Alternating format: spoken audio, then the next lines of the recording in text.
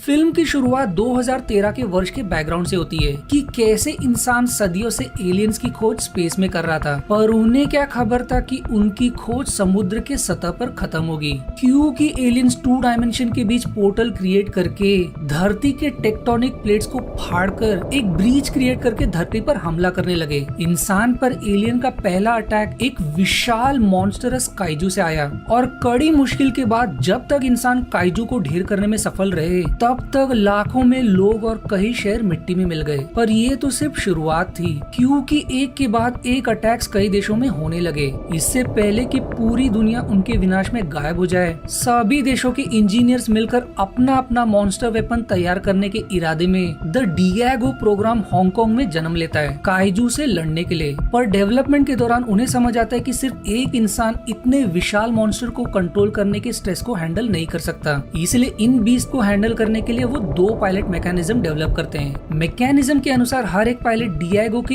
एक हिस्से को कंट्रोल करेगा, जिसके लिए दोनों पायलट्स की सोच रिदम में होना जरूरी है। इसलिए दोनों पायलट्स के मस्तिष्क को न्यूरल इंजिन टेक्निक से जोड़ा जाता है, कॉल्ड द ड्रिफ्ट, ताकि दोनों सेम समय पर एक दूसरे के थिंकिंग को समझ सके। पर इस कंडीशन में भी दोनों की सोच एक तरह की होनी चाहिए। जितना बेहतर बॉन्ड होगा उतना ही बेहतर वो डिएगो को कंट्रोल कर पाएंगे। पर इसके पीछे कैच ये भी है कि दोनों भी एक दूसरे के थॉट्स और मेमोरी को एक्सेस कर सकते हैं। वहीं जो भी चोट डिएगो को लगेगी वो उन्हें भी महसूस होगा। पर धीरे धीरे इंसान इसमें माहिर होने लगते हैं और सून काइजू उनके जायंट मॉन्स्टर के सामने घुटने टेकने लगते हैं। इसलिए देखते ही देखते काइजू लोगों के लिए अब एक मनोरंजन का टॉपिक और उनकी body parts as collectable items और मेडिकल पर्पज के लिए ब्लैक मार्केट में एज अ कमोडिटी बिकने लगती है। पर जैसा कि इंसान की आदत है दुश्मनों को कम आंकने की, 7 साल बाद वर्ष 2020 में एक दिन कैटेगरी लेवल 3 यानी कि अब तक का सबसे विशाल और ताकतवर दिखने वाला काइजू उनके रडार पर डिटेक्ट होता है और मूवी का लीडिंग कैरेक्टर राइली और उसका जुड़वा भाई Yancy being a pilot of Gipsy Danger तुरंत खतरे को खत्म करने के लिए उनके बीच पर निकल पड़ते हैं। जिप्सी डैंगर दिखने में इतना विशाल होता है कि समुद्र में कदम रखने पर भी डूबता नहीं है। उसके एक कदम से ही समुद्र में विशाल लहरें बनने लगते हैं। दोनों भी एक दूसरे से ड्रिफ्ट कंपैटिबल और अपने काम में माहिर। मार्शल उन्हें क्लियर ऑब्जेक्टिव देता है काइजू को खत्म करके सही सलामत रिटर्न लौटने के लिए, पर दोनों भी इसे एक और आसान मिशन समझकर गलती कर बैठते हैं। वहीं वो विशाल काइजू अपना पहला शिकार करने के लिए कुछ सेलर्स की तरफ बढ़ रहा होता है। सेलर्स को रिएक्ट करने तक का मौका नहीं मिलता और वो विशाल काइजू जोरदार ललकार के साथ उन्हें अपना शिकार करने पड़ता है।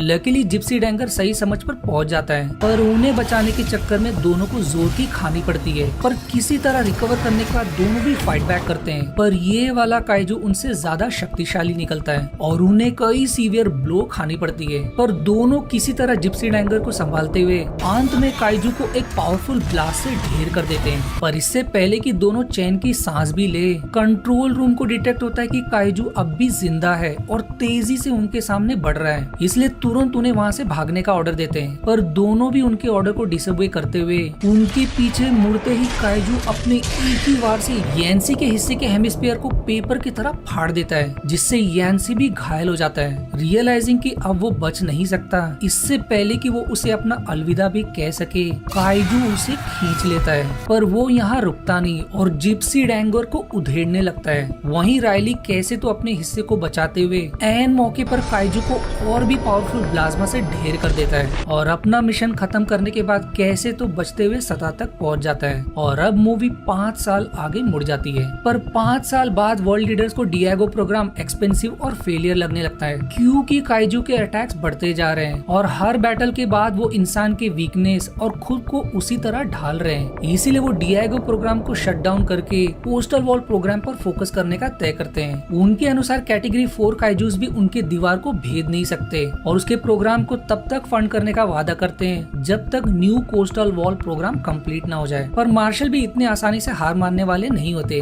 इसलिए आर्मी से एकदम हटकर खुद का रेजिस्टेंस टीम फॉर्म करने का तय करते हैं और सीन हांगकांग की कोस्टल वॉल प्रोजेक्ट की तरफ मुड़ जाती है। और हमें पता चलता है कि राइली अपने भाई को खोने के बाद सब कुछ छोड़ छाड़ कर इस कोस्टल वॉल प्रोजेक्ट पर लग गया। उस घटना ने उसे बहुत बुरी तरह से तोड़ दिया, क्योंकि जब काइजू ने उसके इकलौते भाई को छीन लिया तब उसका माइंड उससे कनेक्टेड था और आज भी वो उसकी चीख और हेल्पलेसनेस को महसूस कर सकता है। पर कुछ देर बाद मार्शल वहाँ लैंड करते हैं और उसे उनके उनका रेजिस्टेंस टीम ज्वाइन करने का रिक्वेस्ट करते हैं, पर वो अपने भाई के गम में ज्वाइन करने से इनकार कर देता है। पर अंत में धरती का वास्ता देने के बाद वो उसे कन्विंस करने में सफल हो जाते हैं। पर जिस आखिरी प्रोजेक्ट पर वर्ल्ड लीडर्स को इतना भरोसा था वो ही मिट्टी में मिल जाता है, क्योंकि एक और भी पावरफुल काइजू सभी के सामने किसी एक देश के कोस्टल वॉल्स को ऐसे भेदते हुए निकल जाता है जैसे वो रेत का खिलौना हो। यानी कि अब मार्शल का प्लान ही उनका एकमात्र भरोसे की किरण है। मार्शल अपने रेजिस्टेंस टीम के लिए डुओ साइंटिस्ट डॉक्टर न्यूटन और डॉक्टर हार्मन और जिप्सी डैंगर रेस्टोरेशन प्रोग्राम की हेड और मार्शल के लिए जान से भी करीब माको को हायर करते हैं। सिंस अब उनके पास वर्ल्ड लीडर का सपोर्ट नहीं है, वो कैसे तो बचे हुए डियागो जैसे क्रिम्सन टाइफून, शोनो अल्फा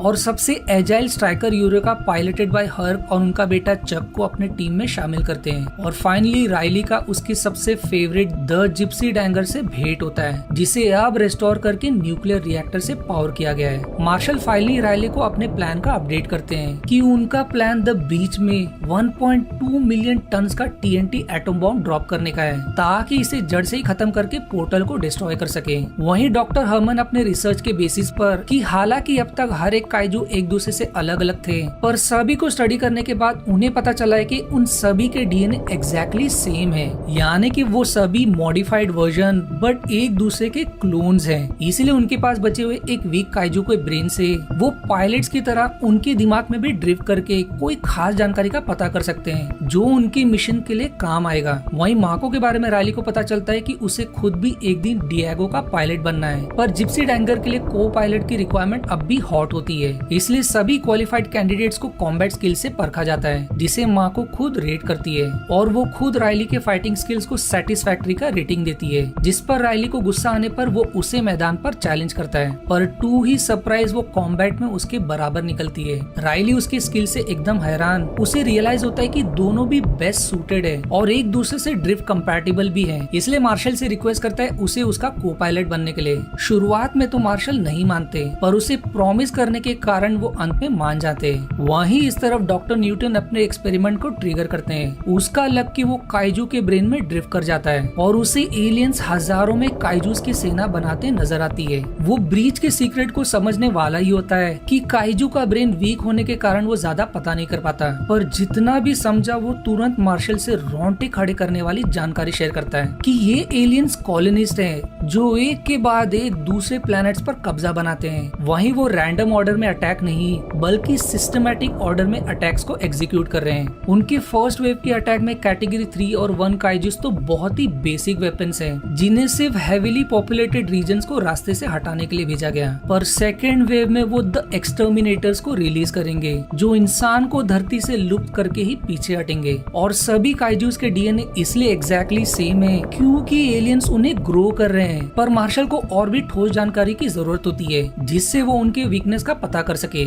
इसलिए वो उसे काइजू के पार्ट्स को हार्वेस्ट करने वाला ब्लैक मार्केट डीलर हैनिबल से मिलने का सुझाव देते हैं। वहीं इस तरह मैको और राइली एक दूसरे के ड्रिफ्ट कंपैटिबिलिटी को परखने के लिए कंट्रोल एनवायरनमेंट में जिप्सी डैंगर को रन करते हैं। शुरुआत से पहले राइली उसे आगाह करता है कि न्यूरल हैंडशेक के ठीक बाद उसे कुछ भी करके अपने किसी भी बुरे मेमोरी से लैच ऑन नहीं करना है। लकीली उनकी शुरुआत अच्छी होती है, पर थोड़ी देर के लिए राइली खुद अपने भाई के मेमोरी से लैच ऑन हो जाता है, पर वो तुरंत रिकवर भी कर लेता है। पर माको अपने सबसे बुरी मेमोरी से लैच ऑन हो जाती है जब काइजू के कारण उसके माता पिता चल बसे और उस पल के दौरान एक काइजू उसके पीछे पड़ गया। पर जिस बात का मार्शल को सबसे बड़ा डर था वही उनके सामने होता दिखाई देता है। माको काइजू को सच में अपने सामने समझकर वेपन्स को एक्टिवेट करके फायर करने पड़ती है। कंट्रोल रूम भी उसे जिप्सी डैंगर से डिस्कनेक्ट करने में असफल नजर आते हैं क्योंकि उसके स्ट्रॉन्ग मेमोरीज ने न्यूरल मैकेनिज्म को ब्लॉक कर दिया होता है। सिंस राइली उससे अब भी कनेक्टेड होता है, वो उसकी मेमोरीज को लाइव देख सकता है और उसे होश में लाने की पूरी कोशिश करता है कि ये सिर्फ उसका मेमोरीज है, पर ये असर करता नजर नहीं आता।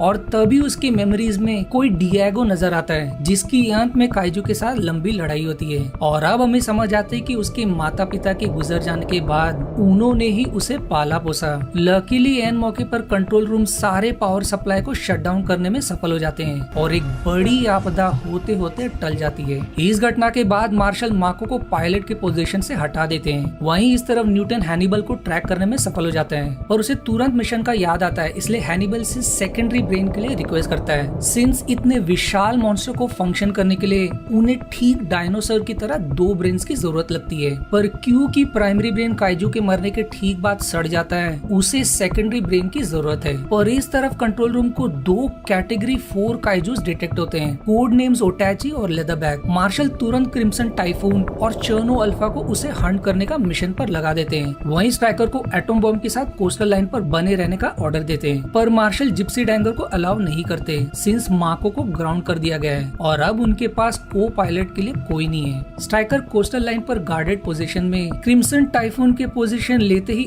ओटैची काइजू उस पर जोरदार हमला करता है और अब दोनों में घमासान लड़ाई होती है और ओटैची बुरी तरह हारते नजर आता है, जिस पर शर्नो अल्फा भी उस पर हाथ धोने के लिए कूद पड़ता है। पर थोड़ी देर बाद ओटैची दोनों पर भारी पड़ जाता है। वो एक ही बार में क्रिम्सन टाइफून के पावर ग्रिड को नष्ट कर देता है और शर्नो अल्फा के अटैक करने से पहले ही उस पर कोई डेडली एसिड स्प्रे करके उसके पूरे सिस्टम को शॉर्ट सर्किट कर देता है और अब उसकी पूरी तरह से चीथड़े करने लगता है। अब स्ट्राइकर दोनों को खतरे में देख मार्शल के ऑर्डर को डिसोबे करके उन्हें बचाने पड़ता है, पर तब तक दूसरा सबसे डेडली लेदरबैक काइजू शर्नो अल्फा को मसल कर रख देता है। वहीं स्ट्राइकर पूरे शक्ति के साथ ओटैची से अपने साथियों का बदला लेता है और वो क्लियरली जीतते नजर आता है। और वो जैसे ही अपने फाइनल ब्लो के लिए मिसाइल से नष्ट करने पड़ता है, ओटैची काइजू मानो उसके टैक्टिक को समझ जाता है और एक पावरफुल इलेक्ट्रोमैग्नेटिक ब्लास्ट रिलीज करता है, जिससे स्ट्राइकर के साथ नजदीक का कोस्टल लाइन और कंट्रोल रूम भी टेम्परेरी शट डाउन हो जाता है। अब बिना पावर के वो सिटिंग डक्स की तरह फंस जाते हैं और कंट्रोल रूम भी कुछ कर नहीं पाता। फिर तभी राइली उन्हें याद दिलाता है कि जिप्सी न्यूक्लियर पावर्ड वो पूरी तरह से एनालॉग है और अब कोई और चारा ना होने के कारण मार्शल माको को फिर से ऑनबोर्ड करने पर मजबूर हो जाते हैं। इस तरफ ओटैची स्ट्राइकर को लेदरबैक के हाथ छोड़कर अब वो टाउन की तरफ बढ़ने लगता है, पूरे शहर में तबाही मचाते हुए वो मानो गुस्से में किसी के खोज में होता है। पब्लिक और डॉक्टर न्यूटन डर के मारे काइजू रेफ्यूज के बंकर की तरफ भाग पड़ते हैं। वहीं इस तरफ लेदरबैक इन दोनों को अपना अगला शिकार बनाने ही वाला होता है कि जिप्सी डैंगर सही समय पर लैंड करता है और देखते ही देखते दोनों में घमासान लड़ाई होती है, पर लेदरबैक काइजू उसे कागज की तरह उठाकर फेंक देता है और अगले वार के पहले जोरों की दहाड़ लगाता है। और अब न्यूली इम्प्रूव जिप्सी डैंगर उसे अपने हैवी पंचेस से अपनी ताकत की क्षमता दिखाता है और ऐसा लगने लगता है कि लेदरबैक जिप्सी डैंगर के सामने नहीं टिक पाएगा। पर लेदरबैक काइजू भी हार मानने वाला नहीं होता और गोल्डबर्ग स्टाइल में एक जोरो का स्पीयर देता है, पर दोनों भी बेहतरीन तरीके से जिप्सी डैंगर को हैंडल करते हैं और अंत में सीरीज ऑफ प्लाज्मा ब्लास्ट के साथ उसका काम तमाम कर देते हैं। अंत में न्यूटन को चमकता है कि ओटैची जरूर उसे ही ढूंढ रहा है, क्योंकि काइजू के ब्रेन में ड्रिफ्ट करने के कारण वो शायद उनके वर्ल्ड में भी ड्रिफ्ट कर गया। शायद हर काइजू का ब्रेन हाइव की तरह एक दूसरे से कनेक्टेड है, इसलिए शायद वो उसी के पीछे है। वो उस तक पहुंचने ही वाला होता है कि जिप्सी डैंगर अपने ललकार के साथ ओटैची को अपनी मौजूदगी बताता है। जिप्सी डैंगल विशाल शिप को एज बेसबॉल बैट बनाकर उस पर एक जोरदार वार करता है, पर ओटैची भी अपने जटिल टेल से उसे नॉकआउट कर देता है। इससे पहले कि जिप्सी डैंगल ठीक से रिकवर कर सके, ओटैची काइजू बिल्डिंग को चीरते हुए उस पर हमला करता है। जिप्सी डैंगर एन मौके पर उसका टेल पकड़ लेता है और उससे मसल कर रख देता है, पर फाइनल ब्लो मारने के बाद ओटैची उसे हवा में उछालकर उसे राख में बदलने के लिए ओजोन लेयर की तरफ बढ़ता है। पर दोनों भी चतुराई से तलवार का इस्तेमाल करके उसके एक पंख को काट कर खत्म कर देते हैं और किसी तरह बूस्टर की मदद से सेफली लैंड करने में कामयाब हो जाते हैं और इस बार की लड़ाई वो कैसे तो जीत जाते हैं। फाइट खत्म होते ही न्यूटन हैनिबल की मदद से सेकेंडरी ब्रेन को हार्वेस्ट करने पर लग जाता है, पर उसका सेकेंडरी ब्रेन भी डैमेज हो चुका होता है। पर तभी उसके पेट में पल रहे छोटा काइजू पेट को फाड़ते हुए न्यूटन के पीछे पड़ जाता है, पर खुद के कॉर्ड में अटक जाने के कारण वो गला घुटने से मारा जाता है। पर बेवकूफ हैनिबल सलीम फेकू की तरह डींगे मारने लगता है और तभी उसे हार्ड वे पता चलता है कि छोटे काइजू में अब भी जान है, पर तब तक देर हो चुकी होती है और वो मरते मरते उसे जिंदा निगल लेता है। पर उन्हें सांस लेने तक का मौका नहीं मिलता कि